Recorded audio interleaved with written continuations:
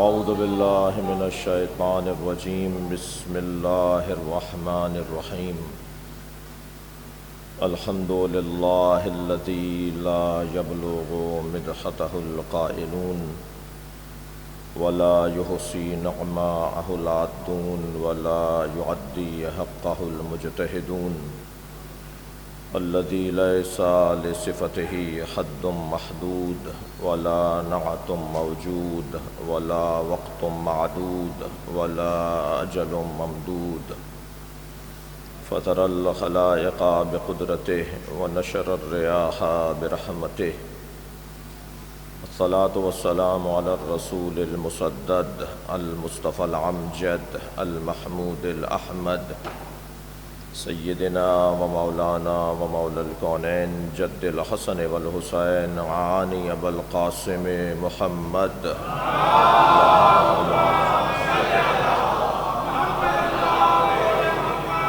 وآلہ الطیبین الطاہرین المعصومین الذین قال اللہ انما یرید اللہ لیذہب عنکم الرجس اہل البیت ویطہرکم تطہیرا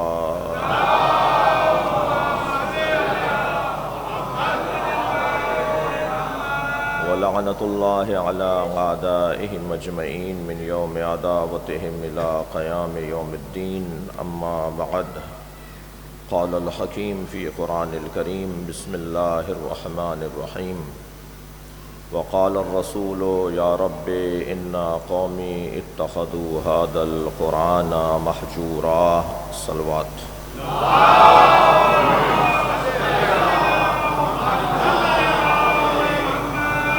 سورہ مبارکہ الفرقان کی آیت نمبر 30 اس عزاخانے میں ان مجالس میں تیسری مرتبہ پڑھی گئی ہے۔ اللہ اپنے اس کلام میں نبی مکرم کی ایک شکایت، ایک شکوہ، ایک گلہ، ایک اظہار ناراضگی جب وہ قیامت میں اللہ کے حضور اپنی امت کی ایک شکایت کریں گے، وہ قرآن کے الفاظ میں اور وحی کے لہجے میں اور جبریل کے ذریعے سے بیان کر رہا ہے کہ میرا نبی قیامت میں مجھ سے یہ شکوہ کرے گا۔ رحمت للعالمین جس نے کبھی ہاتھ میں تلوار نہ لی ہو، رحمت للعالمین جس نے اپنے کھلے ہوئے دشمنوں کو ایک لمحے میں معاف کر دیا ہو، فتح مکہ کے موقع پر جب رسیوں سے باندھ کر ان لوگوں کو کھڑا کیا گیا جنہوں نے سرکار کو سال ہائے سال اذیتیں پہنچائیں، ہاتھ تک اٹھائے سرکار پر، پتھر بھی مارے میرے نبی کو، جب سرکار نے ان کی طرف توجہ کی کہ کچھ لوگ ہیں جنہیں باندھ کر کھڑا کیا گیا ہے، تو پوچھا من ہم، یہ کون ہے؟ فرمایا یہ وہی لوگ ہیں کہ جنہوں نے آپ کو مکہ چھوڑنے پر تیار کیا۔ آپ مکے کی اذیتوں کے بعد جب ہجرت کر کے گئے تو جن لوگوں کی وجہ سے ایسا ہوا یہ وہی لوگ ہیں۔ حضرت نے فوراً فرمایا اذهبوا، انہوں نے مخاطب کر کے فرمایا جاؤ انتم الطلقاء، تم آزاد شدہ ہو۔ اور پھر آسمان کو دیکھ کر ہاتھوں کو بلند کر کے فرمایا اللہم اغفرہم انہم لا یعلمون، یہ مجھے جانتے ہی نہیں ہیں، یا اللہ یہ مجھے پہچانتے نہیں ہیں، انہیں پتہ ہی نہیں تھا، پتہ ہی نہیں ہے کہ میں کون ہوں، لہٰذا میں نے ان سے درگزر کیا، تو بھی انہیں معاف کر دے۔ وہ رحمت للعالمین جس نے اپنی ان اذیتوں پر فرمایا تھا کہ ما اوذی نبی قط کما اوذیت، جتنی اذیتیں مجھے پہنچائی گئیں کسی نبی کو اتنی اذیتیں نہیں پہنچائی گئیں۔ اس نبی رحمت نے، اس ہمائے رحمت نے، اس وجود رحمت نے، اس مجسم رحمت نے معاف کر دیا۔ یہ کون سا کام ہے جو نبی کو اتنا افسردہ کر رہا ہے؟ کیا کیا ہے امت نے کہ نبی قیامت میں فرمائیں گے وقال الرسول یا رب انا قومی اتخذوا هذا القرآن مہجورا، یا اللہ میری امت نے قرآن واقعی تنہا لیا، قرآن لیا مگر علی کے بغیر لیا، میں نے انہیں قرآن علی کے ساتھ دیا تھا، انہوں نے صرف قرآن لیا، میرا علی چھوڑ دیا۔ وہ جو نبی مکرم کی آرزو، وہ جو نبی مکرم کی خواہش، جو سرکار دیکھنا چاہتے تھے امت کو کہ قرآن کے ساتھ یہ علی کو لیں اور علی کے ساتھ یہ قرآن کو مانیں، اتخذوا لیا ہے انہوں نے، ھذا القرآن اس قرآن کو مہجورا لیا ہے مگر تنہا لیا ہے، مہجور لیا ہے، اکیلا قرآن لیا ہے، میں نے انہیں اکیلا قرآن نہیں دیا تھا۔ ہم نے پہلی مجلس میں عرض کیا کہ نبی کا علی سے عشق اور علی مولا کا نبی مولا سے عشق، باندیم احمد پیمبر بود کے عطار عشق، اتنے عاشق علی تھے سرکار، ایسے عاشق علی تھے کہ چاہتے تھے کہ سب علی کے عاشق ہو جائیں۔ ہر آن نبی کی توجہ اس بات پر تھی کہ کسی طرح میری امت کا فرد علی والا ہو جائے، میری امت کا فرد علی سے محبت کرنے والا ہو جائے، کوئی نہ ہو میری امت میں جو علی سے پیار نہ کرتا ہو۔ میں یہ جملہ تکراری کہہ رہا ہوں کہ ساری زندگی سرکار نے ہزاروں لاکھوں کام کیے، مگر سارے کاموں کا اگر دو جملوں میں خلاصہ کیا جائے کہ نبی نے ساری زندگی تمام کاموں کا محور دو کام قرار دیے، یا اللہ پہنچایا یا علی سمجھایا۔ صلوات پڑھیں گے محمد و آل محمد۔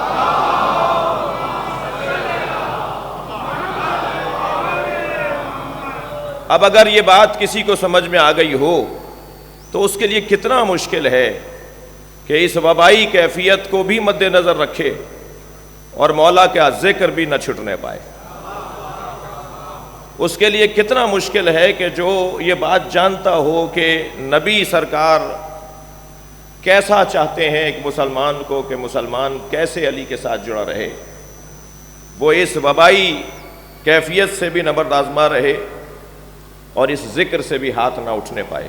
گفتگو ہماری جہاں تک پہنچی تھی وہاں سے بات کو آگے بڑھاؤں گا کہ سرکار دو جہاں نے آخری خطبے کے آخر میں جو مولا کے فضائل بیان کیے ہیں، ان فضائل کے الفاظ پر توجہ کر رہے تھے۔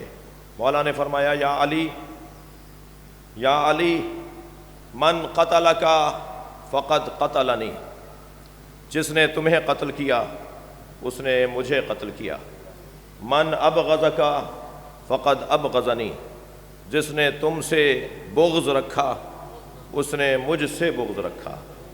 من سبک فقد سبنی، جس نے تمہیں دشنام دی، سب کیا، لعن کیا، تمہارے لیے نامناسب جملہ کہا، تمہیں گالی دی، اس نے گویا مجھے لعن اور سب کیا ہے۔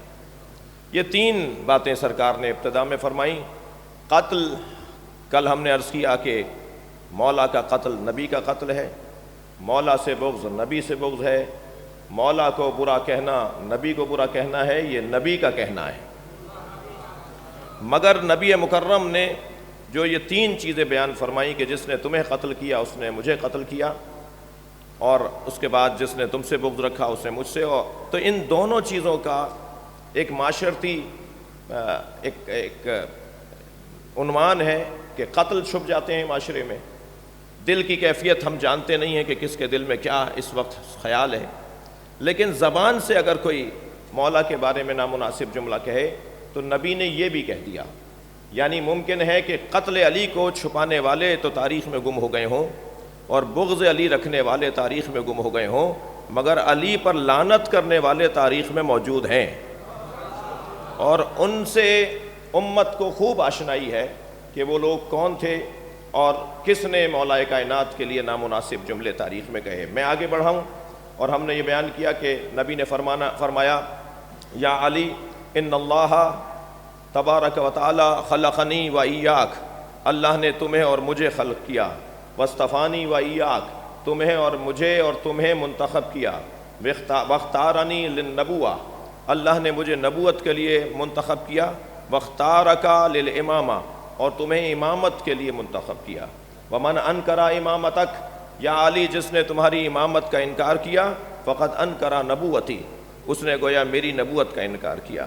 یا علی انت وصی، یا علی تم میرے وصی ہو، و ابو و ولدی، تم میرے بیٹوں کے باپ ہو، و زوج و ابنتی، تم میری بیٹی فاطمہ کے شوہر ہو، و خلیفتی علی امتی، تم میری امت پر میرے خلیفہ ہو، فی حیاتی و بعد موتی، میری زندگی میں بھی میری امت پہ خلیفہ ہو، میری رحلت کے بعد بھی میری امت پہ میرے خلیفہ ہو۔ یہ جملہ معمولی جملہ نہیں ہے۔ کل میں نے آپ سے اجازت چاہی تھی کہ ہم آج کی مجلس میں یہاں کچھ دیر غور کریں، یہ معمولی جملہ نہیں ہے۔ دیکھیے، ایک وقت میں ایک کرسی پر ایک ہی منصبدار بیٹھ سکتا ہے، ایک وقت میں ایک کرسی پر دو منصبدار نہیں ہو سکتے۔ یا نبی بیٹھیں گے یا علی بیٹھیں گے۔ نبی کے ہوتے ہوئے واحد ذات علی کی ہے کہ نبی کے ہوتے ہوئے مسئلہ بتا سکتے ہیں۔ یہ فضیلت علی کے علاوہ کسی اور کو چھو کر بھی نہیں گزری۔ میرے مولا کی عظمتوں کا باب بڑا وسیع ہے اور اس پر توجہ کی ضرورت ہے۔ تم میری زندگی میں بھی میرے خلیفہ ہو، اور اگر کبھی کسی نے، یہ اور بات ہے کہ مولا کائنات کی مثال ایک بھی نہیں ملتی کہ نبی کے ہوتے ہوئے مولا نے مسئلہ بتایا ہو، یہ ایک علیحدہ بات ہے۔ یہ قربان ہو جائے، ادب قربان ہو جائے علی پر کہ کبھی ایسا نہیں ہوا۔ صلوات پڑھے محمد و آل محمد پر۔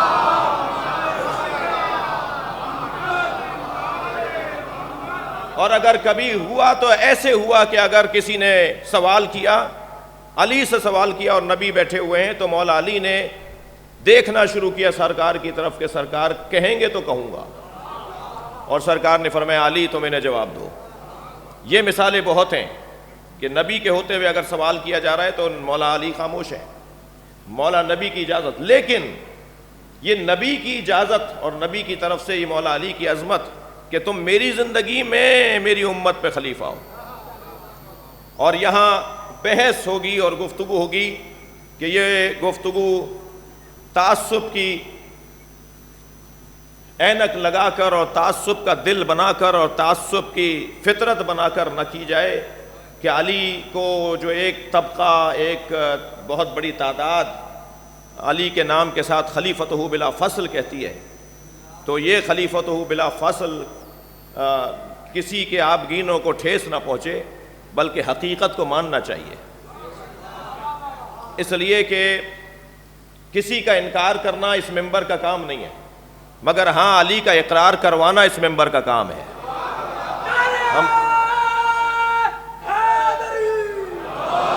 ہم اس لیے نہیں بیٹھے کہ ہم تاریخ کی شخصیات کا یا کسی کے بارے میں بھی کوئی منفی بات کریں، مگر ہاں یہ ضرور اس ممبر سے ہوگا کہ مولا کائنات کی جو عظمت ہے اسے بیان کیا جائے گا۔ میں ایک اور بات بھی یہیں روشن کرتا چلا جاؤں کہ تمام مقدسات اہل سنت کی توہین کرنا حرام ہے۔ اہل سنت کے مقدسات کی توہین کرنا حرام ہے، مگر بنی امیہ کی تعریف ہم نہیں کریں گے۔ مقدسات اہل سنت کی توہین کرنا حرام ہے، مگر اس ممبر سے باغ فدق کو بیان کیا جائے گا۔ مقدسات مسلمین کی توہین کرنا حرام ہے، مگر علی کی ولایت غدیر میں نبی نے دی، اسے بیان کیا جائے گا۔ جناب زہرا کے ساتھ جو کچھ ہوا وہ بیان کیا جائے گا۔ مجھے توفیق شامل حال ہوئی پچھلے دنوں، جناب یاسین قادری صاحب تشریف فرما ہوئے کراچی۔ علامہ یاسین قادری تو مجھے موقع دیا کہ میں ان کی کچھ دیر کے لیے میزبانی کروں، تو گفتگو کے درمیان میں نے ان سے کہا کہ حضور ہم شیعوں کا اگر کوئی عیب، کوئی برائی، کوئی کمزوری ہے تو مجھے بتائیے، میں جا کر اپنی قوم کے آگے ہاتھ پیر جوڑوں گا کہ اپنی کمزوری دور کرو۔ ایک سنی عالم نے بتایا ہے کہ شیعوں میں یہ برائی ہے، تو میں اپنے لوگوں سے گزارش کروں گا برائی دور کرو۔ بہت دیر سوچ کے کہنے لگے کہ آپ کی جو سب سے بڑی برائی سوچی جاتی ہے وہ یہ کہ آپ مولا علی کے فضائل پڑھنے میں شدید ہیں، تو یہ آپ کی برائی نہیں ہے، اس لیے کہ شیعہ کیا فضائل پڑھے گا جو امام شافعی پڑھ گئے۔ صلوات پڑھے ذرا محمد و آل محمد پر۔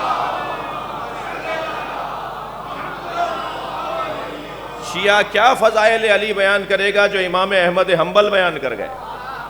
شیعہ کیا فضائل بیان کرے گا جو امام اعظم ابو حنیفہ بیان کر گئے؟ شیعہ کیا فضائل پڑھے گا جو امام مالک نے بیان کر دی؟ اور شیعہ کیا فضائل بیان کرے گا جو حضرت ابوبکر نے بیان کر دیے؟ یہ اگر تمام صحابہ کرام کی احادیث کو، پیغاموں کو، پیغامات کو اور خلفاء اور تمام مذاہب اہل سنت کے ائمہ اربعہ کے اقوال کو ایک جگہ جمع کر لیا جائے تو شیعہ حضرات میں سے بہت سے تو ان فضائل کی طرف متوجہ ہی نہیں ہیں جو علماء اہل سنت نے بیان کر دیے۔ آپ بہت کریں تو یہ کریں کہ جب آپ فضائل پڑھ رہے ہوں تو بتا دیا کریں کہ حضرت امام مالک نے مولا کائنات کے فضائل کیا پڑھے ہیں، بتا دیا کریں کہ امام حنبل نے مولا کائنات کے فضائل کیا بیان کیے ہیں۔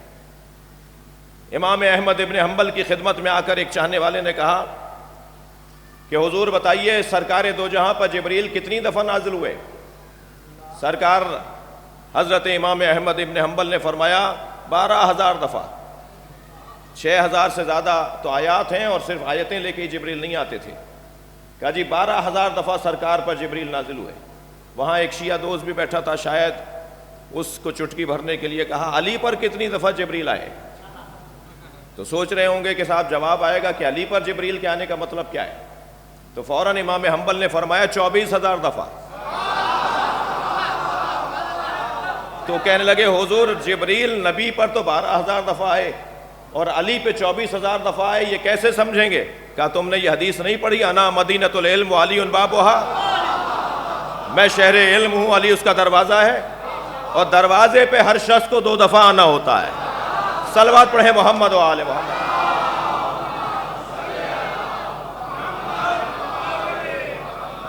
سرکار نے جو یہ ارشاد فرمایا کہ یا علی تم میرے اس دنیا میں بھی خلیفہ ہو اور تم میرے رحلت کے بعد بھی خلیفہ ہو، تو خلیفہ بلا فصل مولا کائنات کا جو مفہوم ہے اس کے لیے میں آپ کی خدمت میں اہل سنت کے عالم دین کی لکھی ہوئی تحریر سے کچھ استفادہ کرنا چاہوں گا۔ لکھتے ہیں کہ روافظ آیہ کریمہ انما ولیکم اللہ ورسولہ والذین آمنوا الذین یقیمون الصلاۃ ویؤتون الزکاۃ وہم راکعون، سورہ مبارکہ المائدہ آیت نمبر 55 کی شان نزول کو مد نظر رکھتے ہوئے سیدنا علی رضی اللہ تعالی عنہ جو لکھا ہے میں پڑھوں گا کو مطلقاً خلیفہ اول بلا فصل ثابت کرتے ہیں، اور اہل سنت جہاں ان کے اس استدلال کو مسترد کرتے ہیں وہیں وہ سیدنا علی کی بلا فصل باطنی خلافت کا قول بھی بیان کرتے ہیں، جیسا کہ ہم نے شارح النبراس قاضی برخوردار ملتانی رحمۃ اللہ علیہ کے حوالے سے لکھا ہے۔ نیز علامہ سید محمود آلوسی حنفی رحمۃ اللہ علیہ روافظ کی تفضیلی تردید کے بعد فرماتے ہیں یہ آیت محدثین عظام کے نزدیک سیدنا علی کرم اللہ وجہہ کی شان میں نازل ہوئی، اور امامیہ جیسا کہ آپ جان چکے ہیں اس سے سیدنا علی کی رسول اللہ کے بعد بلا فصل خلافت کی دلیل لیتے ہیں، اور ہم نے جو ان کی تردید کی ہے اسے بھی آپ پڑھ چکے ہیں الحمدللہ سبحانہ، اور بہت سے صوفیاء قدس اللہ تعالیٰ ان کے مقام کو بلند رکھے اس آیت سے رسول اللہ کے بعد مولا علی کی بلا فصل خلافت کا قول کیا ہے، مگر ان کے نزدیک یہ خلافت باطنیہ ہے جس سے رشد و ہدایت، امداد و تربیت اور روحانی تصرف مراد ہے، نہ کہ وہ ظاہری خلافت جس کے مقاصد میں ظاہری حدود کا قیام، لشکروں کی تیاری، اسلام کے دفاع اور تیر و تلوار سے دشمنوں کا قلع کما کرنا آتا ہے۔ یہ خلافت ان کے نزدیک اسی ترتیب کے مطابق ہے جیسے کہ اہل سنت کے مذہب میں واقع ہے، اور ان کے نزدیک دونوں خلافتوں کے مابین فرق ایسا ہے جیسے چھلکے کا اور مغز کا۔ باطنی خلافت ظاہری خلافت کا مغز ہے، اس سے اسلام کی حقیقت کی حفاظت کی جاتی ہے اور ظاہری سے اسلام کے ظاہر کو محفوظ رکھا جاتا ہے، اور ہر دور میں یہ مرتبہ قطب وقت کا ہوتا ہے، اور کبھی یہ باطنی خلافت ظاہری خلافت کے ساتھ جمع ہو جاتی ہے، جیسے کہ سیدنا علی کی ذات میں ان کی حکومت کے ایام میں جمع ہو گئی تھی، اور جیسا کہ سیدنا امام مہدی کے ظہور کے بعد ان میں جمع ہو جائے گی۔ یہ اور نبوت رضائی بہنیں ہیں۔ اسی طرح نبی کریم سے منقول ہے کہ آپ نے فرمایا میں اور علی ایک نور سے ہیں، علی خلافت باطنیہ میں نبی کے خلیفہ بلا فصل ہیں، اور نبی نبوت رکھتے ہیں۔ یہ دونوں ایسے ہیں، نبوت اور امامت، نبوت اور خلافت باطنیہ، جیسے دو رضائی بہنیں ہوا کرتی ہیں۔ اہل سنت کے علماء اس نظریے کے بارے میں یہاں تک بہرحال بے باک ہو کر گفتگو فرماتے ہیں، اور بہت ہی روشن انداز سے، کہ مولا کے خلافت باطنیہ کے اعتبار سے مولا نبی کے خلیفہ بلا فصل ہیں۔ ان تین ادوار میں بھی حقیقی خلیفہ نبی کے مولا علی تھے، اسی لیے تمام وہ شخصیات بھی مولا علی سے ہی رجوع کیا کرتے تھے، اور مولا کے بغیر کوئی دور خلافت مکمل نہیں ہوا۔ سرکار نے فرمایا من کنت مولا فہذا علی مولا، میں جس کا دوست ہوں علی اس کا دوست ہے، میں جس کا مددگار ہوں علی اس کا مددگار ہے، میں جس کا حاکم ہوں علی اس کا حاکم ہے۔ میں کہتا ہوں آپ کم سے کم معنی پر ہی توجہ کر لیجئے کہ میں جس کا دوست ہوں علی اس کا دوست ہے، علی کو وہ دوست رکھے جو مجھے دوست رکھتا ہے۔ تو کیا علی کو دوست رکھا گیا؟ آپ کم سے کم معنی مولا کا ہی مراد لے لیں۔ کیا علی بن ابی طالب کو دوست رکھا گیا؟ اگر دوست رکھا گیا ہوتا تو دوست کے دشمن سے پیار کرتے ہیں کیا؟ دوست کے دشمن سے پیار نہیں ہوتا۔ میں کہتا ہوں آپ خاموش ہی رہتے تو غنیمت تھا، آپ خاموش رہتے علی کے دشمن کے بارے میں تو یہ بھی غنیمت تھا۔ آپ تو بے گناہ بے خطا کے نعرے لگا رہے ہیں، آپ تو اس ملک میں علی کے دشمن کے لیے وہ عنوانات قرار دے رہے ہیں کہ سیاست فلاں زندہ باد۔ میں بڑے اطمینان کے ساتھ کہوں گا عزیزان گرامی، ہم سے زیادہ سمجھدار ہوشیار سیاستدان شاید ہی کوئی ہو، مگر اس مسئلے میں ہم کوئی سمجھوتا کرنے کو تیار نہیں ہے۔ اس پاکستان کے اندر ہم علی کے دشمن سے محبت کا ایک لمحہ اور ایک دن نہیں برداشت کر سکتے، اور میں اللہ کا شکر ادا کرتا ہوں کہ چہروں پہ نقابیں ڈلی ہوئی تھیں، کچھ عرصے سے نقابیں اترنا شروع ہو گئی ہیں۔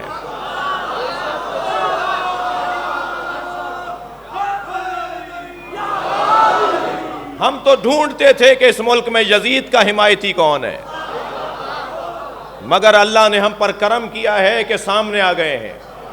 جو بھی اس گھرانے کے دشمنوں سے پیار کرے گا وہ دنیا میں بھی منصب چھنوائے گا اور آخرت بھی منہ کالا کرے گا۔ صلوات پڑھیں گے محمد و آل محمد۔ اس کی کوئی عزت نہیں رہے گی جو علی اور علی والوں سے اور علی کے اولاد کے ساتھ ظلم و زیادتی کرے گا۔ لہٰذا ہمارا موٹا سا سوال ہے اہل علم سے کہ یہ کون سی تشیع ہے کہ اگر کوئی علی بن ابی طالب کے دشمن سے نفرت کرتا ہو تو اسے شیعہ بول دیا جائے؟ کسی اور موقع پر کبھی اور کہ نبی مکرم کی خود نبی کی زندگی میں کتنی مخالفت ہوئی، نبی مکرم کی نبی کی رحلت کے بعد کتنی مخالفت ہوئی۔ جی یہ کیوں ہوا علی کے ساتھ؟ فضائل کے باب میں ہی ہوں مگر ربط مصائب بھی ہے۔ نبی کی زندگی میں نبی کی مخالفت ہوئی۔ جنگ حنین کے موقع پہ جب نبی مکرم نے مال غنیمت تقسیم کیا تو ایک صحابی نے آ کر کہا ما عدلتا یا رسول اللہ، آپ نے صرف مکے والوں کو بانٹ دیا، آپ نے عدل نہیں کیا۔ فغضبا غضبا واحمر وجهه، نبی نے یہ جملہ سنا تو آپ کا چہرہ سرخ ہونے لگا. جب اس نے کہا نا ما عدلتا، آپ نے عدل نہیں کیا، آپ نے انصاف نہیں کیا، تو نبی کا چہرہ سرخ ہونے لگا. فرمایا من یعدل ان لم یعدل اللہ ورسولہ، اگر اللہ اور اللہ کا رسول ہی عادل نہیں ہے تو پھر کون عادل ہے؟ تم مجھے کہہ رہے ہو کہ میں نے عدل نہیں کیا. اس کا مطلب ہے کہ خود نبی کی زندگی میں یہ خود یہی واقعہ جب آ کر کہا کہ آپ نے سارے دروازے بند کروا دیے جو مسجد میں کھلتے تھے، آپ نے علی کا دروازہ کھلا رکھا ہے، یہ اعتراض بنتا ہے نبی پر؟ میں غیر معصوم اپنے بڑے کے اوپر اعتراض نہ اٹھاؤں یہ سوچ کر کے ادب کا تقاضا نہیں ہے کہ میں اپنے بڑے پر اعتراض کروں. یہاں بڑا عمر میں بڑا نہیں ہے، یہاں بڑا نبی ہے، رسول ہے، خاتم الانبیاء ہے، جس کی بات پر بات کرنا کفر آور ہے، جس کی بات پر بات کرنا شرک اور اعمال کو حق کرنے کا ذریعہ ہے. سورہ حجرات کی پہلی 5 آیتیں پڑھ لیجئے. اس سے آ کر کہہ رہے ہیں کہ آپ نے دروازے بند کروائے اور آپ نے دروازہ کھلا چھوڑا ہے. تو کیا جواب دیا میرے مولا نبی نے؟ میرے مولا نبی فرماتے ہیں، اللہ اکبر، میرے مولا نبی فرماتے ہیں ما اخرجتکم وما اسکنتہ، میں نے تمہیں نہیں نکالا اور نہ ہی میں نے علی کو بسایا ہے. اب جو مولا نبی کے جملے ہیں میں وہی سنانا چاہ رہا تھا آپ کو. ما اخرجتکم، مسجد سے میں نے تمہیں نہیں نکالا، وما اسکنتہ، اور میں نے علی کو مسجد میں نہیں بسایا. واللہ اخرجکم واسکنہ، اللہ نے تمہیں نکالا ہے، اللہ نے علی کو بسایا ہے.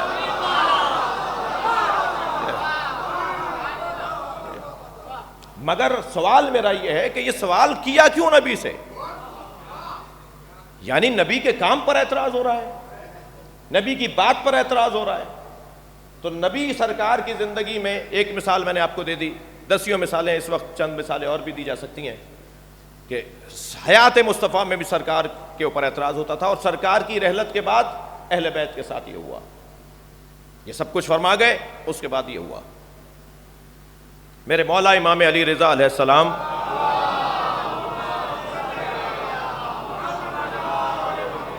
سے کسی نے پوچھا کہ مولا فرمائیں آپ کے جد علی، آپ کے جد حسین کے ساتھ یہ سب کچھ کیوں ہوا؟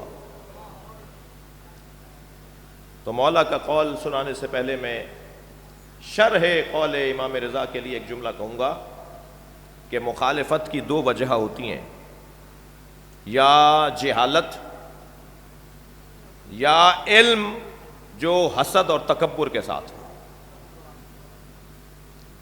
مخالفت کرنے والا یا جاہل ہوتا ہے، الناس اعداء ما جہلوا، مولا علی کا فرمان. انسان ہر اس چیز کا دشمن ہے جس سے جاہل ہے. لہٰذا اگر معاشرے سے ہمیں اضطراب کو ختم کرنا ہے، تناؤ کو ختم کرنا ہے، تو علم کو بڑھانا ہوگا. جتنا علم بڑھے گا، معلومات بڑھے گی، جہالت ختم ہوگی، اتنا ہی مخالفتیں اور لڑائیاں ختم ہو جائیں گی. ایک جہالت ہے مخالفت کا سبب، دوسرا سبب علم ہوتا ہے، معلومات ہوتی ہے، مگر تکبر اور حسد سبب ہوتا ہے. مولا رضا کا فرمان سنیں. مولا فرماتے ہیں میرے دادا علی کے ساتھ وہی ہوا جو ہمارے دادا آدم کے ساتھ ہوا. شیطان کو پتا تھا کہ آدم افضل ہے، مگر شیطان کا تکبر اور حسد سبب بنا کہ حضرت آدم کی مخالفت کر گیا.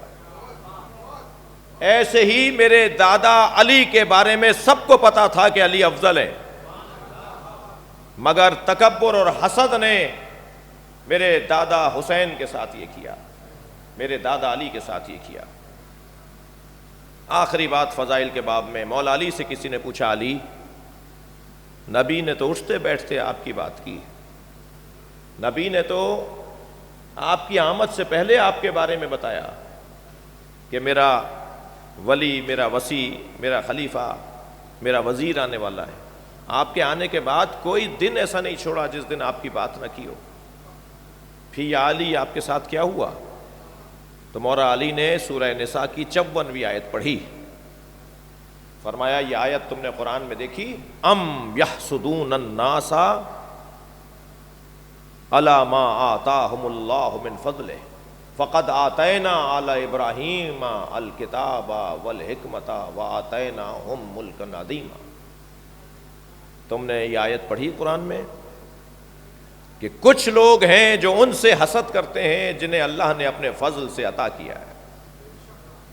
آتینا آل ابراہیم الکتاب والحکمہ، اور اللہ کہہ رہا ہے کہ ہم نے آل ابراہیم کو کتاب بھی دی، حکمت بھی دی، وآتیناہم، اور ہم نے انہیں ملکا عظیما، ملک عظیم بھی عطا کیا۔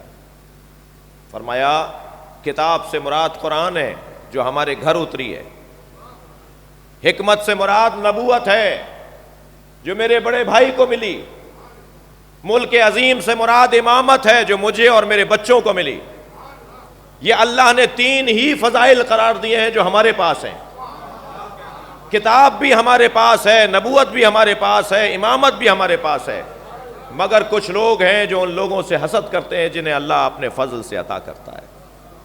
ہمیں حسد کی بنیاد پر ظلم کا شکار کیا گیا ہے۔ بس عزیزو، بات مکمل ہوئی۔ اس حسد کی بیماری میں کسی علی کے چاہنے والے کو مبتلا نہیں ہونا چاہیے۔ اگر کسی عزیز کو ترقی کرتا ہوا دیکھو تو اللہ کا شکر ادا کرو کہ اللہ نے کسی بھائی کو اپنا فضل عطا کیا ہے، اپنے نوازشات سے نوازا ہے۔ اس کی ٹانگیں نہ کھینچو، دل چھوٹا نہ کرو کہ اسے اللہ نے یہ کیوں دے دیا، اللہ نے اسے دیا ہے، تم خوش ہو جاؤ تاکہ اس خوشی کو شکر سمجھتے ہوئے اللہ تمہیں بھی عطا کر دے۔ کیونکہ حسد کی اور تکبر کی بیماری نے اس گھرانے کو بہت رلایا ہے۔ چلیے اپنے ذہنوں کو کچھ دیر کے لیے کوفہ لے چلیے۔ آج علی کی زندگی کا آخری دن ہے، کل آنے والا دن صبح 21 رمضان مولا علی کی کیفیت یہ ہو گئی تھی کہ آپ کی پیشانی پر زرد رنگ کا رومال اور آپ کی بدن مبارک کا رنگ مختلف نہیں تھا۔ ایک صحابی کہتے ہیں کہ ایک ایک کر کے مولا کے چاہنے والوں کو مولا کا دیدار کروایا جا رہا تھا۔ صحابی کہتے ہیں جب میں حجرے میں گیا تو جس رنگ کا رومال تھا علی کے بدن کی پوست، علی کے چہرے کی کھال کا رنگ بھی ویسا ہی ہو گیا تھا۔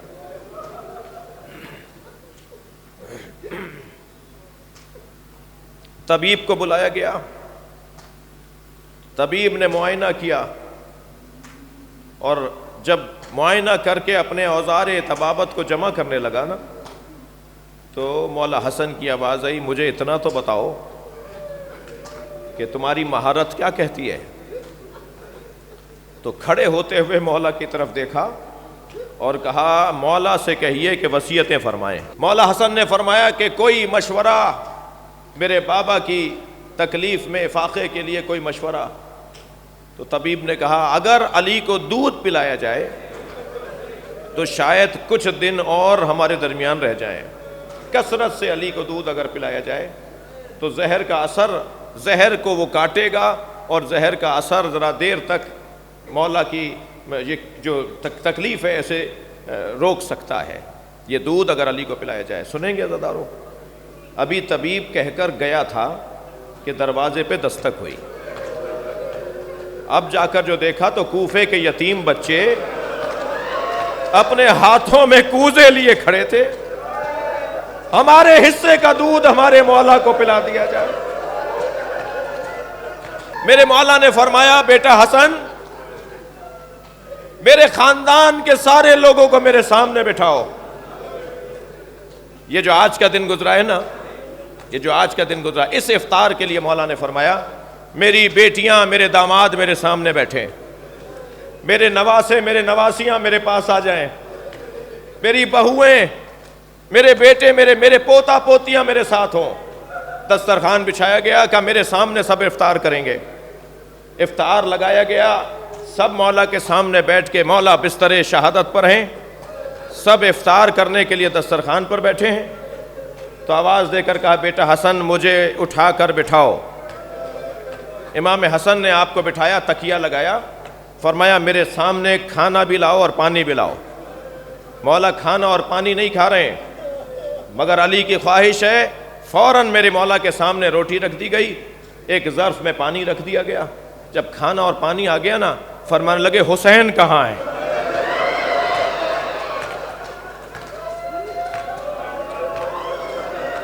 برابر سے آواز آئی، بابا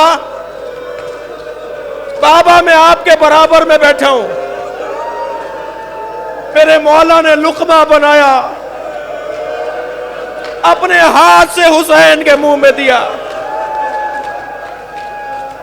کوزہ پانی کا اٹھایا، اپنے ہاتھ سے حسین کو 2 گھونٹ پانی پلایا، اور کھانا اور پانی پلا کر کہا تمہاری ماں نے وصیت کی تھی